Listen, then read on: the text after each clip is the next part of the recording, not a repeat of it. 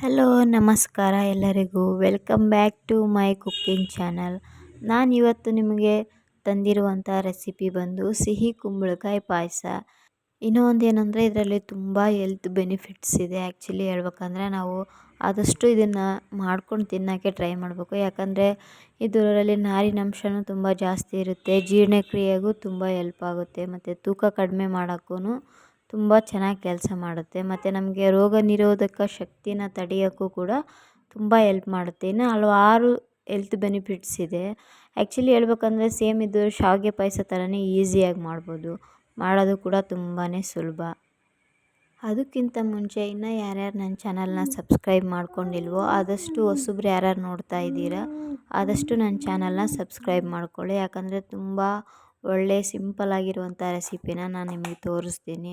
ಒಳ್ಳೊಳ್ಳೆ ವೀಡಿಯೋಸ್ನ ಅಪ್ಲೋಡ್ ಮಾಡ್ತಾ ಇರ್ತೀನಿ. ಯಾಕಂದರೆ ಮಿಸ್ ಮಾಡದೆ ನೀವು ಅದನ್ನು ನೋಡ್ತಾ ಇರಬೇಕು. ಯಾರ್ಯಾರು ನನ್ನ ಚಾನಲ್ನ ಸಬ್ಸ್ಕ್ರೈಬ್ ಮಾಡ್ಕೊಂಡಿರೋ ಆದಷ್ಟು ನನ್ನ ಚಾನಲ್ನ ವಾಚ್ ಮಾಡ್ತಾಯಿರಿ.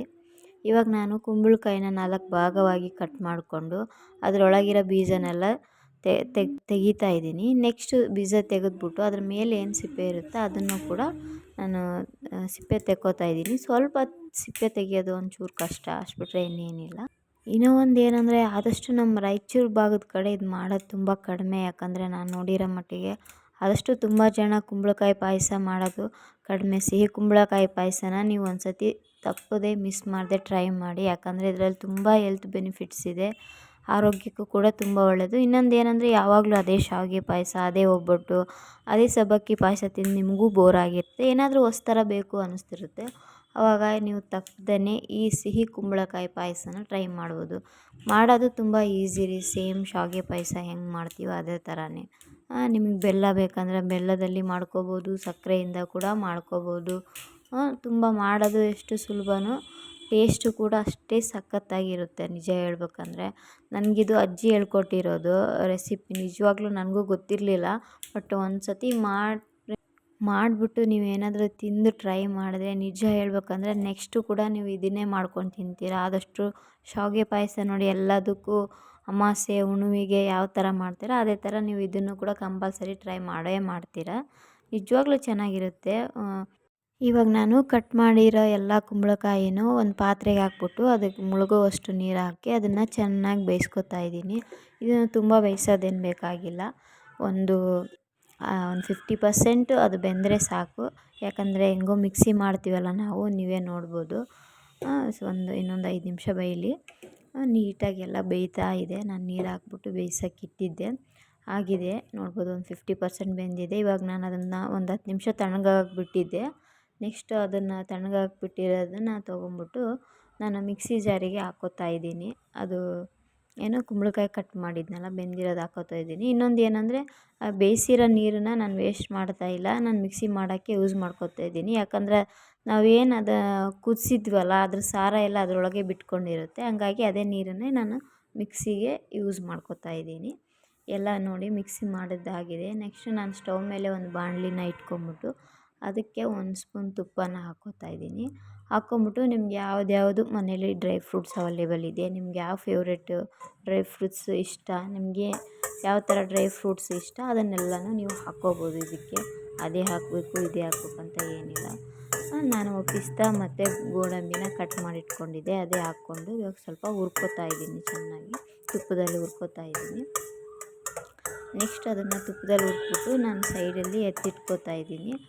ಎತ್ತಿಟ್ಕೊಂಬಿಟ್ಟು ನಾನು ಅದೇ ಬಾಣಲಿಗೆ ನಾನೇನು ಮಿಕ್ಸಿ ಮಾಡಿ ಇಟ್ಕೊಂಡಿದ್ನಲ್ಲ ಕುಂಬಳಕಾಯಿನ ಅದನ್ನು ಕೂಡ ಆ ಬಾಣಲಿಗೆ ಹಾಕ್ಕೊಂಡು ನೆಕ್ಸ್ಟು ನಾನು ಮಿಕ್ಸಿ ಜಾರ್ಗೆ ಸ್ವಲ್ಪ ನೀರು ಹಾಕ್ಕೊಂಡು ಅದೇ ನೀರನ್ನ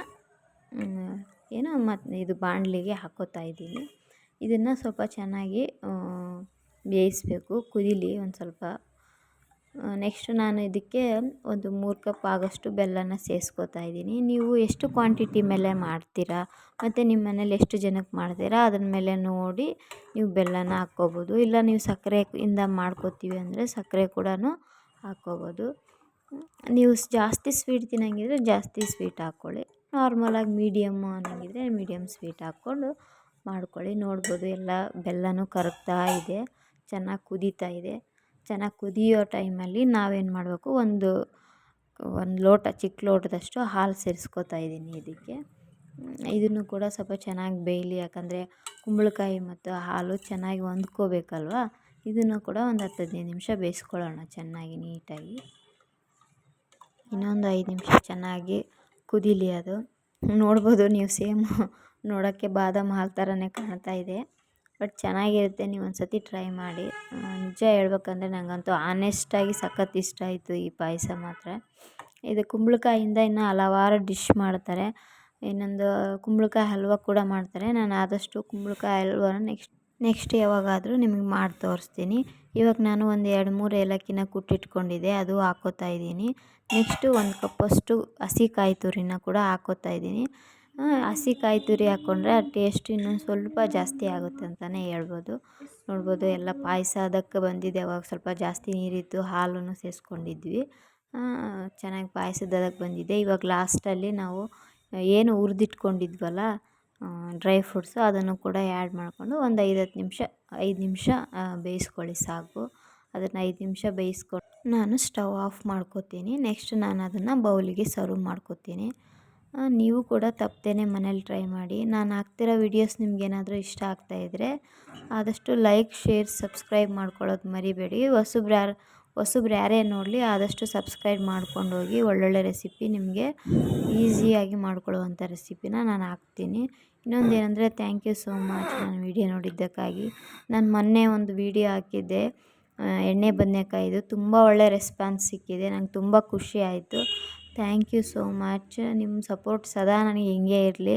ಇನ್ನೂ ಹೆಚ್ಚೆಚ್ಚು ಒಳ್ಳೊಳ್ಳೆ ವೀಡಿಯೋನ ನಿಮಗೆ ಆದಷ್ಟು ತೋರ್ಸೋಕ್ಕೆ ಟ್ರೈ ಮಾಡ್ತೀನಿ. ಥ್ಯಾಂಕ್ ಯು ಸೋ ಮಚ್ ನಿಮ್ಮ ಸಪೋರ್ಟಿಗೆ. ತುಂಬ ಹೃದಯದ ಧನ್ಯವಾದಗಳು.